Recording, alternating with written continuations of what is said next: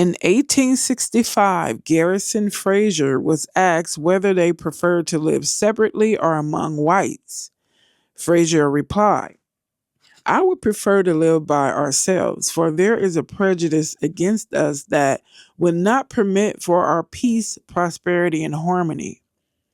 He and his fellows understood that salvation lay in owning their own land and having independence. I'll be back.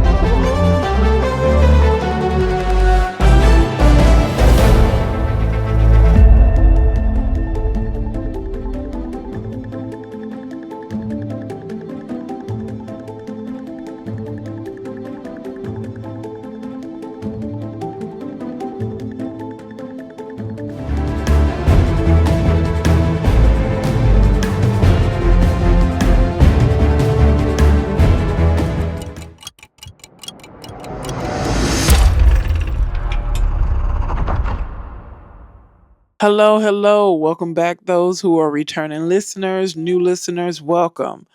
Um, I stumbled across a website called motherjones.com, and they're doing a series, or they have multiple series, but this one, and struck my interest.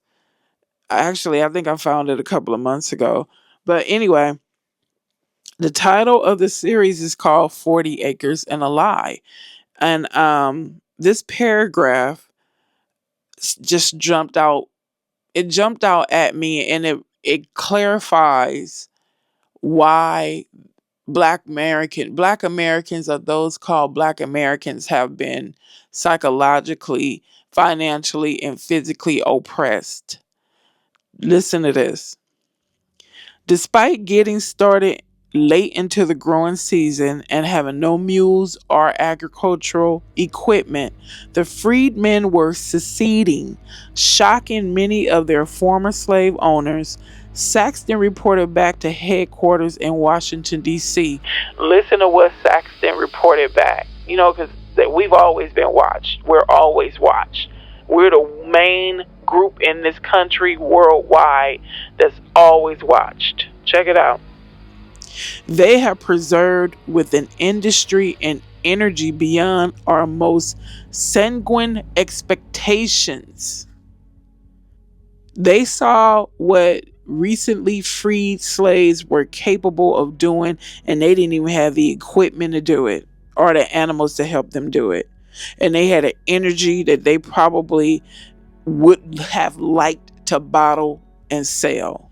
They saw what our ancestors were capable of doing from under them. Because, it's been reported or throughout the centuries that Black people were intellectually inferior and blah, blah, blah. But yeah, you needed them. And that was one thing they feared when there was talk of emancipation. Like, who's going to do this for us? How are we going to be able to do this? Because remember, when they first started putting those called Black Americans in slavery in this country, they tried to enslave other groups, but they couldn't really, they couldn't handle the work. So it would take 10 men to do the job of one Black man. Yeah. So let's get into this. We compiled Reconstruction era documents to identify 1,250 formerly enslaved Black Americans given land, only to have it returned to their enslavers. 40 Acres and a Lie tells the history of an often misunderstood government program that gave formerly enslaved people land titles after the Civil War. A year and a half later, almost all the land had been taken back. Pompei Jackson was born in the heart of Georgia's rice empire, the human property of one of the state's wealthiest, most powerful families. He and his sisters were among hundreds enslaved on a sprawling marshland estate called Grove Hill, where life was brutal. People died every month, mostly young children. Those who reached adulthood often suffered spinal injuries, lung disease, and foot rot from sloshing through flooded rice fields. Jackson survived smallpox.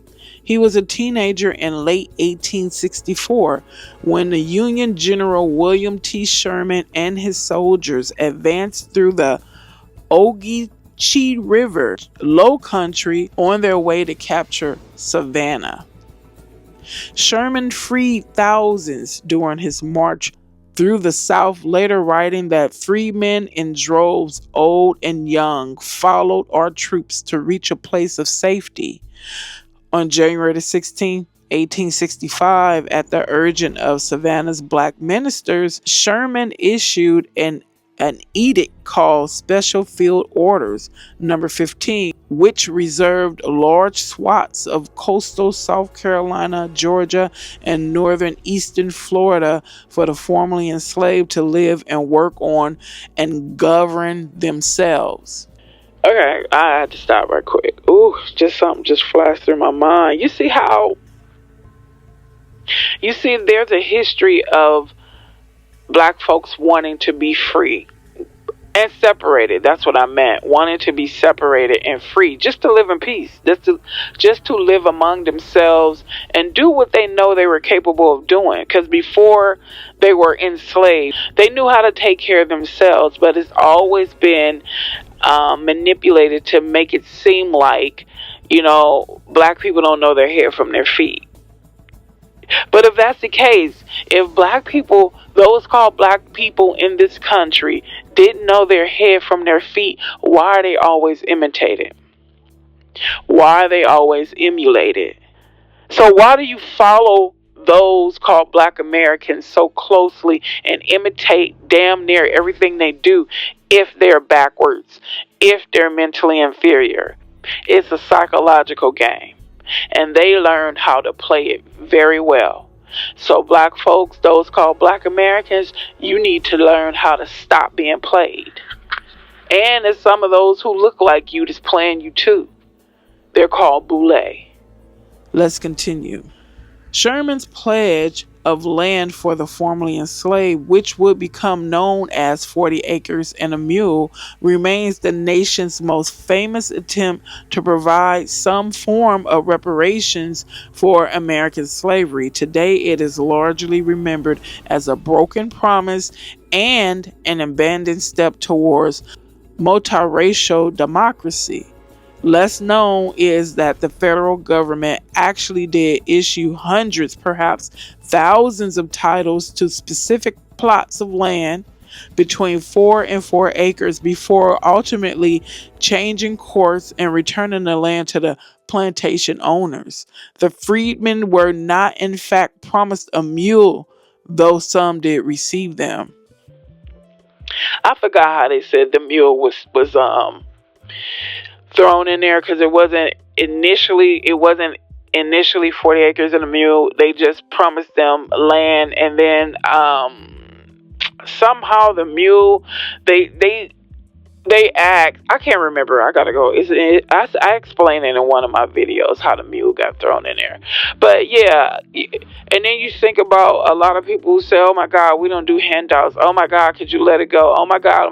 Okay, yeah, I want you to have that same fever. I want you to say it from your whole chest when it comes to other groups getting reparations, so to speak. I mean, what's been going on for the past two years? You got people that came in this country, don't have any kind of roots, don't have any kind of standing in this country, and they got a form of reparations. You got people that, the Holocaust didn't happen in this country, yet they got reparations. Everybody, Indians, those they say were Indians, are the Indians, got reparations. Japanese got reparations. So I don't want to hear it. A lot of you guys are just repeating what you hear these racist politicians say. And I wish that people start bringing lawsuits against these racist politicians. You can't be in office to be racist, fool. You're literally violating the Constitution. Being in office and being a racist. Why aren't people doing anything about this? Why aren't you doing anything about these blatant racist politicians? and sell out politicians. Let's go on, because you don't want. I'm telling y'all don't want to get me started. Jackson was among the first freedmen in Georgia to get one of these land titles, choosing to begin his life after the war on a plot carved out of the very rice fields where he spent his years enslaved. On April 20th, 1865, a federal agent issued Jackson a land title for 4 acres at Grove Hill. We came across that title as part. You know what? Every single person that can prove their ancestors was given land in this country and it was taken from them, you should fight for it. You should do whatever you got to do to fight for it and get that land back. Because if it was the other way around, then people would go to their grave fighting for something that they believe is theirs. Let's continue. We came across that title as part of the Center for Public Integrity's years-long effort to search through nearly 1.8 million records, which allowed us to identify 1,250 formerly enslaved men and women, including Jackson, who received land titles in Georgia and South Carolina in the months that followed Sherman Field's orders. All of the records were created by the now defunct U.S. Bureau of Refugees, Freedmen, and Abandoned Lands, and were only digitized in the last 10 years. We first discovered some of the land titles in 2021 within a recently digitized roll of microfilm labeled Unbound Miscellaneous Records. Miscellaneous records. That's the category. Ooh, let's go on. And those records were records of freed slaves and their ownership of land title deeds. They call it miscellaneous. You see the disrespect? Let's continue.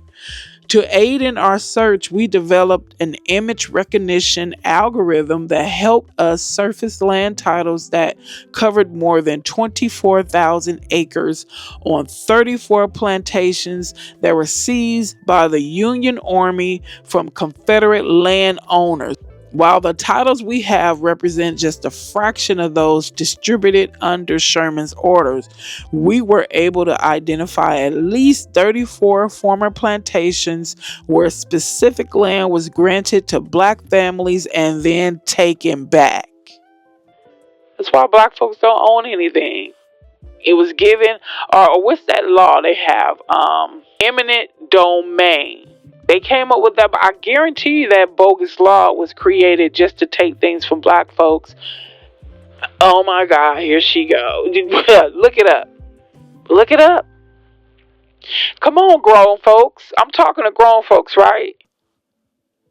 Let's continue. In 2000, when Congress passed the Freedmen's Bureau Preservation Act, it financed a 5-year effort to index and microfilm the records, mostly handwritten and often in elaborate penmanship. Yeah, some of that penmanship. I done looked at old documents online, and you barely understand that. I was like, what was they thinking? Let's continue. From the Reconstruction era agency charged with aiding millions of emancipated slaves, in the years that followed, the Mormon Church began digitizing images from the microfilm through its genealogy platform Family Search, making 1.5 million records available online in partnership with the National Archives. Eric Foner, a leading historian who has written extensively about the Civil War, said that digitization was vital because there are no other sources outside of the Freedmen's Bureau records that illustrate this aspect of Reconstruction so clearly. While historians had long known that at least some of these titles still existed, one has been featured on the National Archives website since at least 2007. Such a large collection has never been published and analyzed in one place. These records contain an enormous amount of genealogical information that has not been readily available to many Black Americans, said historian Karen Cook Bell, who said she first encountered such land titles back in 1991 while searching through National Archives paper records by hand to research her dissertation. Having this kind of evidence of actual families who received land and had that land taken away certainly can address in some measure the issues of reparations, said Cook Bell, whose 2018 book Claiming Freedom, Race, Kinship, and Land in 19th Century Georgia documents life on low country plantations such as Grove Hill. In her book, she identified nearly 400 formerly enslaved men and women in Georgia who had received land titles. When you talk about the economic inequalities in American society, they all center around who has access to property and who has access to land. After surfacing the digitized land titles and log entries, we conducted genealogical research to trace what happened to the descendants of these 1,250 men and women in the century and a half since Sherman's promise was broken, reviewing thousands of Freedmen's Bureau bank records, marriage certificates, and census documents. Many names didn't appear on any other public records. Other names were too common to research with confidence. Ultimately, we created family trees for about 100 of the freedmen and women and identified 41 of their living descendants. I had no idea, said Mila Rayos after being shown a Freedmen's Bureau log that included the name of her great great grandfather, Pompei Jackson. That's infringement. It was given to him and taken back. Sherman's Special Field Orders Number 15 set aside the islands and coastline of Georgia, South Carolina, and northeastern Florida exclusively for the settlement of the Negroes, now made free by the acts of war. The orders granted the head of each family up to 40 acres of land on seized or abandoned plantations and afforded them military protection until such time as they can protect themselves, or until Congress shall regulate their title.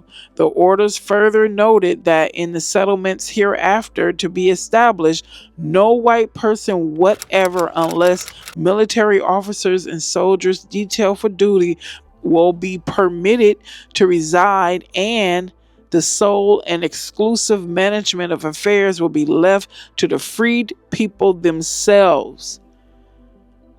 Let me say that again. Let me read that again.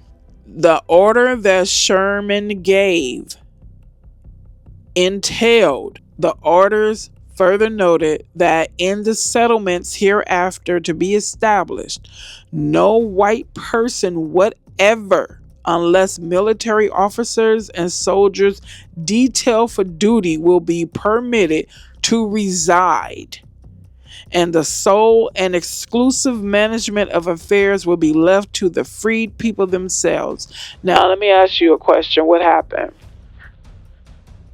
Why does it seem like everything we do, we have to be chaperoned?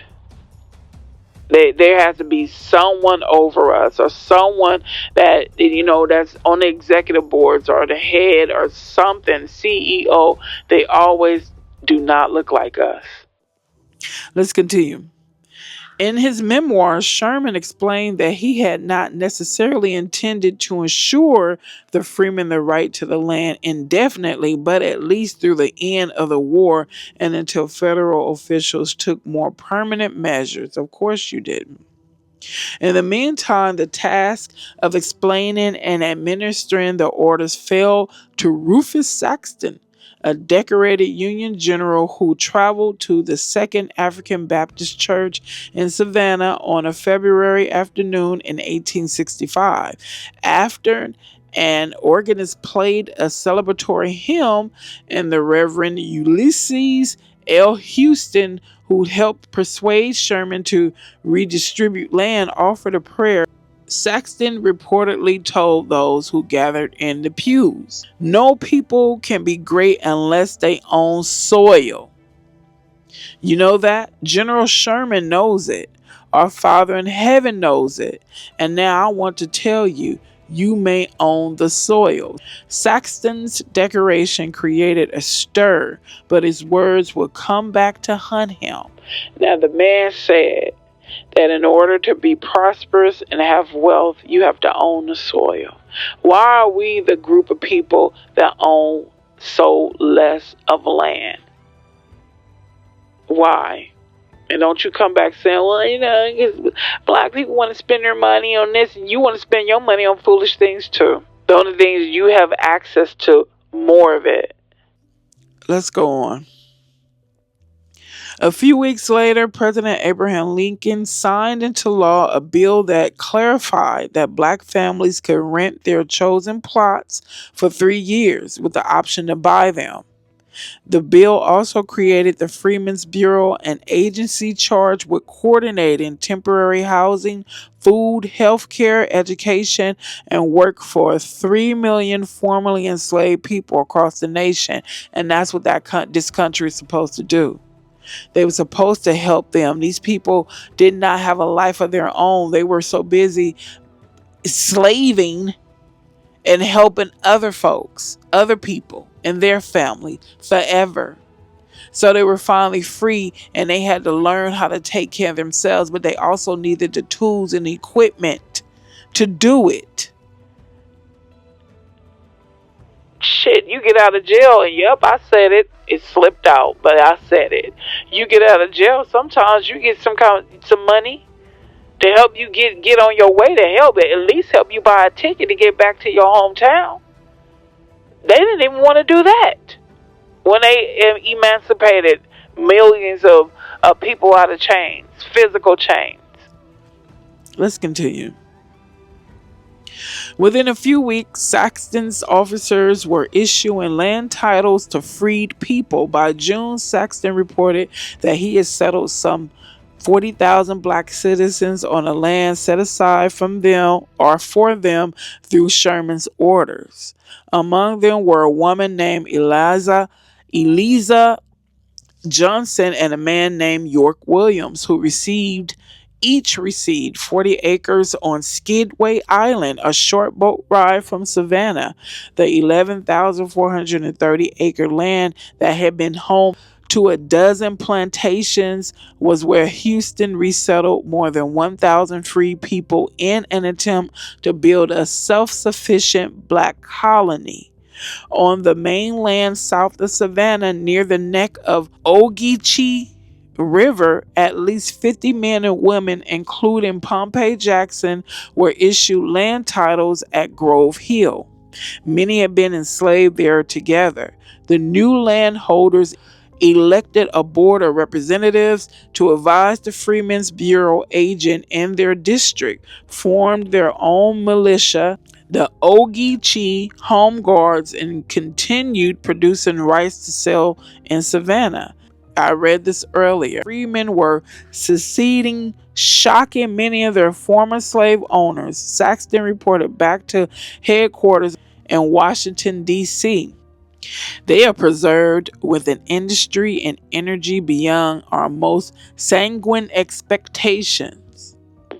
I bet you Saxton's mind was blown when he saw freedmen and women going about taking care of their business with no tools or equipment, but doing probably better than what they did when they were enslaved on plantations. And they was like, nah, we can't let these freedmen and women who are just recently free outdo us. Well, it's gonna make us look like we're not superior. Let's continue. Life was far from perfect for those who settled on the sea islands such as Skidway, Edisto. Medical care was scarce. Those on the mainland faced the constant threat of white violence and little chance of justice if they fell victim to it. The Negroes are frequently unalived, shot down in cold blood without any provocation except their loyalty and because they assert their freedom, Saxton relayed in a letter at the time. I hope and pray that our government will not listen to the ex parte statements of the old rulers of these states, many of whom are still traitors at heart and even now are seeking to grasp again the political power under the old flag, Saxton added. It will be bad for the freedmen if these men again get into power. It wasn't long before Saxton's fears became a reality. In April 1865, just a month after creating the Freedmen's Bureau, Lincoln was assassinated by the actor and Confederate sympathizer John Wilkes Booth. Lincoln's successor, Andrew Johnson, was an avowed white supremacist who moved quickly to pardon many former Confederates and return their land. Do they realize that they're literally violating the Constitution that they say their forefathers wrote when they are racist, avowed racist, and they get into political positions? But I guess it don't matter. They can break the law. Yeah, it don't matter. They can write the laws and they can break the same laws that they write or wrote. Let's continue. Johnson used executive power very, very skillfully to undermine transfer of land to black people and to really hamstring the Freedmen's Bureau, said Donald Neiman, a history professor at Binghamton University. He added that Johnson acted out a personal prejudice toward the freemen, but also political expediency. By restoring land and by giving pardons to the former landowners in the South, he taught that he could make that group of people beholden to him politically.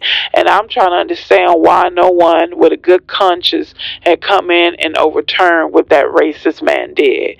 It can be done because he did it prejudiciously, he did it maliciously, and it was personal. Why hasn't it been returned back to? Why hasn't this land been returned? Why hasn't what he did been overturned? But this is a democracy, right? You guys are all for justice. The only ones who get justice is anyone who's non-black. Let's continue. General Oliver Howard, the head of the Freedmen's Bureau, traveled to South Carolina in October 1865 and told the black families gathered at a church in Edisto Island, south of Charleston, that the president had pardoned their former enslavers. According to the diary of a teacher who was there, Howard suggested that the freedmen could work for the planters, urging them to lay aside bitter feelings and reconcile with their former enslavers. I would have, oh my God. He wanted them to reconcile with their enslavers like they did something wrong. I guess being free was an act of being wrong or doing wrong. Let's go. No, never, the people murmured, according to the teacher's account. Can't do it, they said. They burst into song, singing about wandering in the wilderness of sorrow and gloom. For more than a year, a battle raged over who was entitled to the land, the former Confederates or the formerly enslaved. Legislation would have codified Sherman's field orders into federal law, made it through Congress, but also vetoed by Johnson.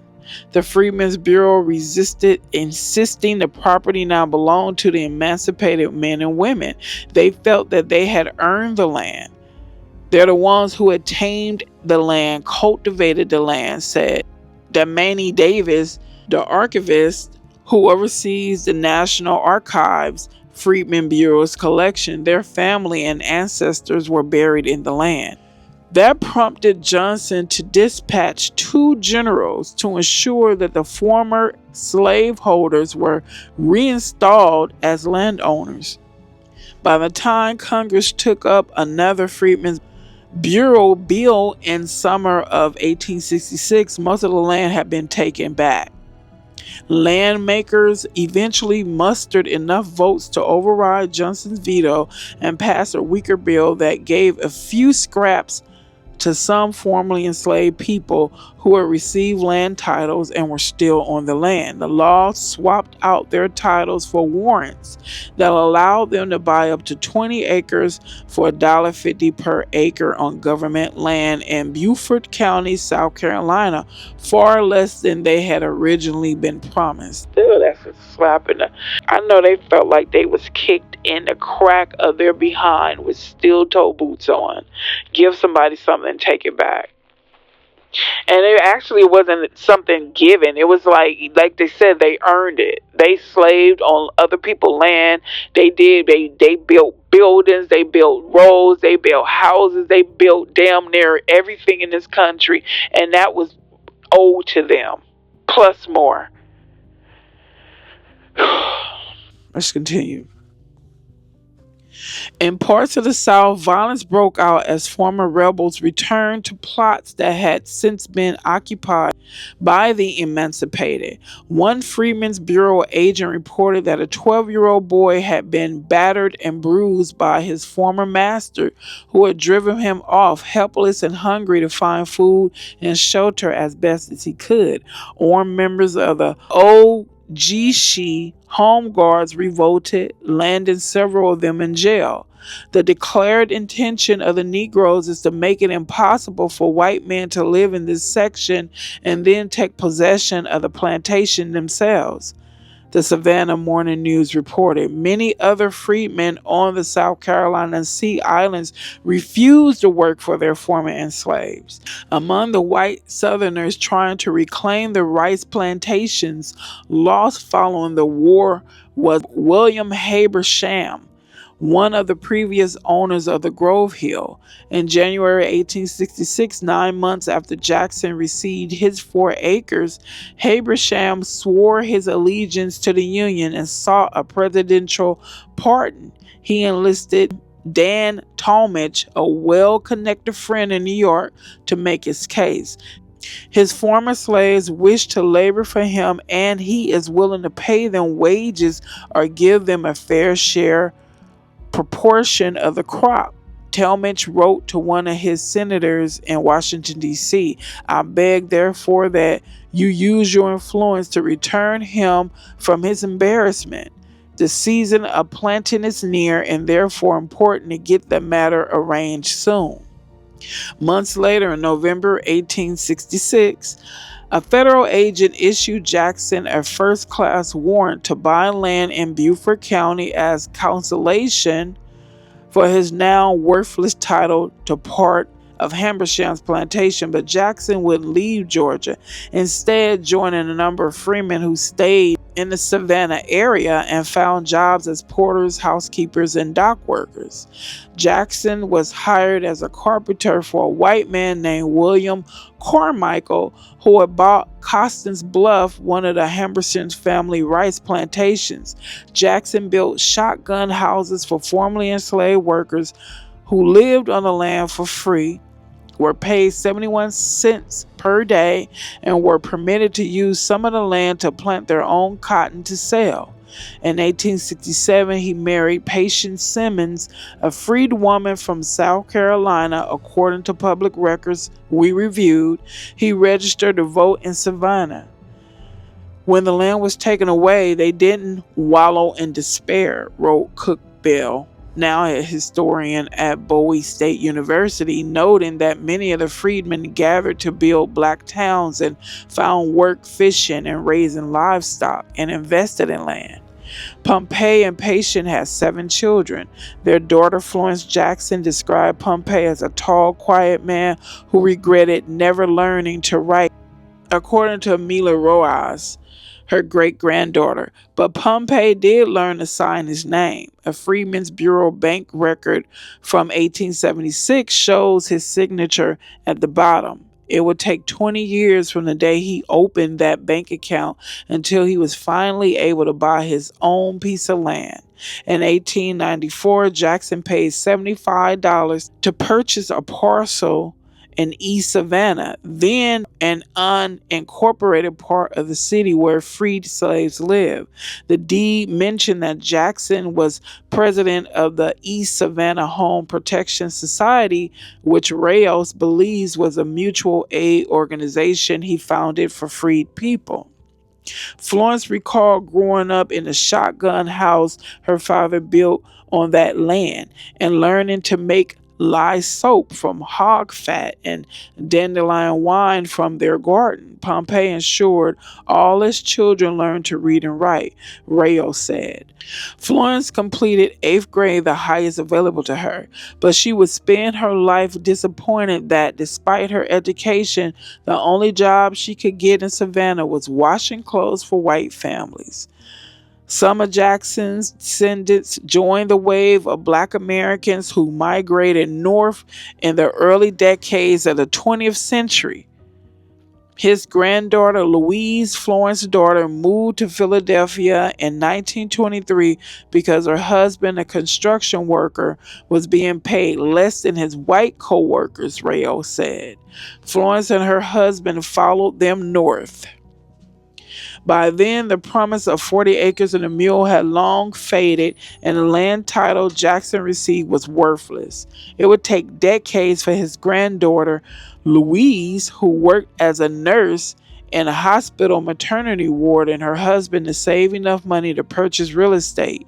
In 1951, they bought a quarter of an acre plot in a racially mixed Philadelphia suburb, and black people shouldn't be paying for any land. That the work that our ancestors were forced to do should pay for the land that we want in any part of this country, world. Let's continue. And I don't care if you think it's ludicrous. I think it's ludicrous that they worked or slave and were enslaved for over 200 years and didn't get a dime. Now you take your ass to work. You'll get upset if your paycheck is short. But you got the nerves to sit there and huff and puff when black folks talk about reparations. That is old. A debt is old. You got the nerves to get upset.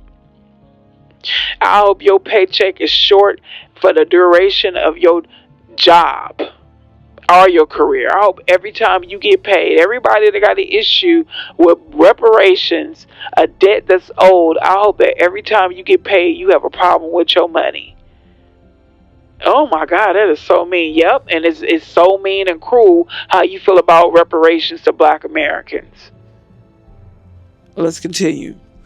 On a warm spring day in 2022, a no trespassing sign dangled from a chain link fence around a stretch of overgrown fields that were once part of Grove Hill. Some of that land is now for sale, the future location of a luxury gated community called the Habersham Plantation. An ad described it as one of Savannah's hidden gems and promised fishing, crabbing, boating, and canoeing on the Grove River. I don't know too many black people that canoe. Let's continue. An empty 4-acre lot the size of Pompei Jackson's plot sold for $250,000 in October. And that was cheap. 2023. Based on that sale, 40 acres on Grove Hill could be worth about $2.5 million today. See how much money they took from black folks' generational wealth? Just snatched it from them. Andrew Jackson was a son of the devil to do something that evil. He was evil. And I know you paid for it, and I'm sure that your ancestors, your descendants paying for it today too. That kind of generational wealth could have had a huge impact on freedmen and their descendants, said William Sandy Doherty Jr., an economics professor at Duke University and a leading advocate for reparations. There would have been a territory ranging from the Sea Islands to northern Florida that would have been essentially a coastal black belt community, he said. Instead, he noted black Americans remain plagued by a wealth gap, possessing just a quarter of the wealth held by white American families. that would have had very significant implications for black economic well-being as well as black political power. That's how they wanted it. They said they're going to free black folks physically from chains, but they're going to keep you bound financially. When Saxton reported back how they were able to still successfully maintain their land without equipment and animals, Andrew Jackson heard that, and he was like, hell no. We're going to have to do something about these niggers. We're not about to let them humiliate us. And we done talked all this S about them, and they still can go maintain their land and be prosperous without us. They couldn't wait to get leaking out the way. This country got so much blood on their hands, because look at the things that a lot of black people had to end up doing for lack of income, for lack of wealth. Like I said, poverty creates frustration and crime. A lot of blood on your hands, America. Let's continue. In 1892, decades after the plantation was returned to William Haberson, the land was auctioned to pay off his family's debts. It was purchased by one of his distant cousins, Robert Habersham Elliott, who bought all 1,700 acres for an amount of, that was equal to $544,000 in today's dollars. And that was cheap too. Over the course of the next century, parts of the sprawling plantation would be divided, sold, and developed. In 2005, most of the land that was once Grove Hill was purchased by a developer for $3.2 million. The neighboring old manor house is now a private event space and occasional movie set. And I think that was the land that was taken from Jackson. You see how much money his family would have had if they left that man alone? We reached out to several of William Habersham's potential living descendants through a genealogy platform, but they did not respond. The Homeowners Association at the Habersham plantation did not respond to our call or emails. Sitting at a kitchen table of her 2-bedroom house in suburban Fort Lauderdale, Mila Rayos, Pompei Jackson's great-great-granddaughter, says she was stunned to learn about her family's connection to Grove Hill and to 40 acres and a mule. Unless you delved into it yourself, you never know what really happened, Rayos said. She says she doesn't expect compensation for the 4 acres of land taken away from her family, though she believes her ancestors were entitled to it. Me personally, I'm not owed a dime, she said, before acknowledging that she might feel different had her life included financial hardship.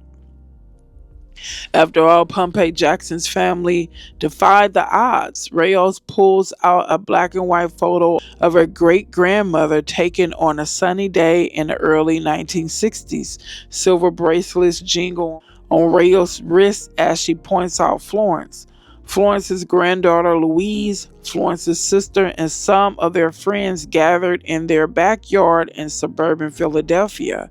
There in the house her grandfather built on 1/5 of an acre, Rayos experienced a comfortable middle-class childhood.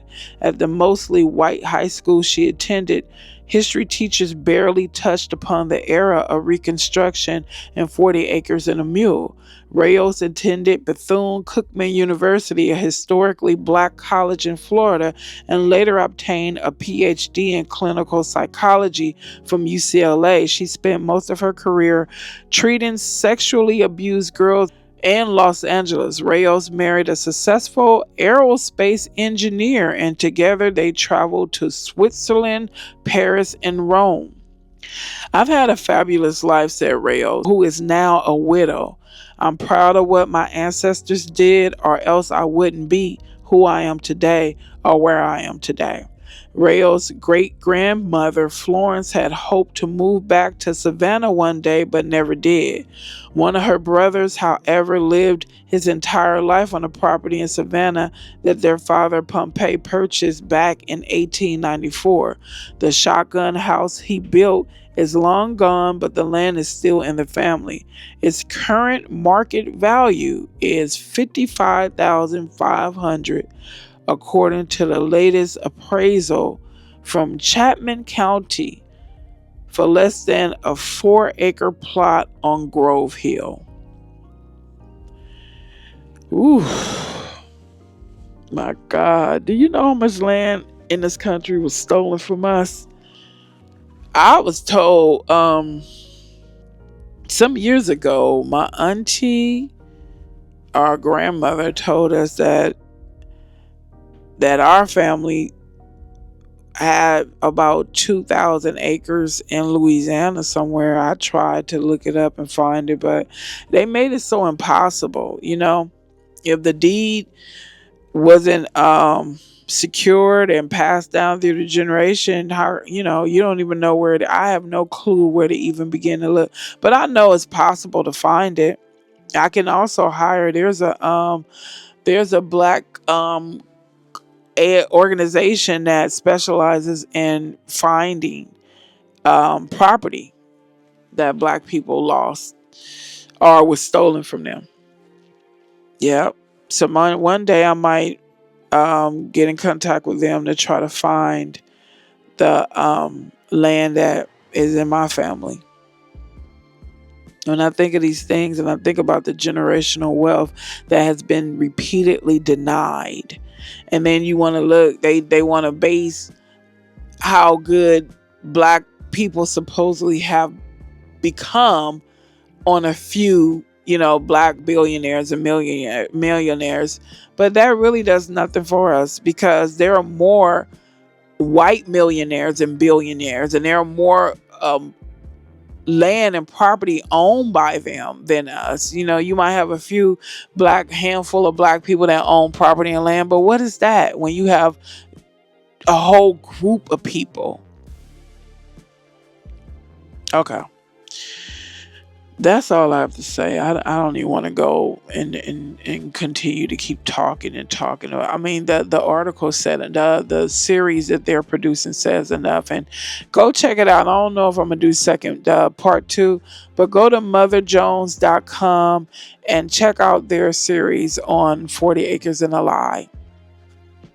I'm trying to figure out why we've been in this country so long and nobody has actually put up a fight to get back what was taken from us. And you just think it's a whole it's so many people working together to work against us. And you can sit there and you can deny it all you want to, but when these stories come to the forefront of showing what we actually had and what was destroyed and what was stolen from us, it's something done in this country to intentionally hold those back, called Black Americans. And you can sit there and deny it if you want to, but hey, eventually the tables are you're gonna see. I believe they're already turning. You're just waiting to see it in the natural, that those who did the oppression or oppressing will become the oppressed. It's look through history. It always goes that way. You can't stop it from happening. When you learn how to stop a tsunami, and when you learn how to stop an earthquake, and when you learn how to stop a flood and learn how to stop a hurricane, then you might be able to stop what's coming down the pipeline. But you can't do those things, so you can't stop it. It's only a matter of time. All right, that's all I have to say. Thank you guys for listening to this entire video. Thank you for supporting this channel by liking, subscribing, commenting, and sharing. We appreciate you. We're out. I'm shutting up shop. See you in the next video.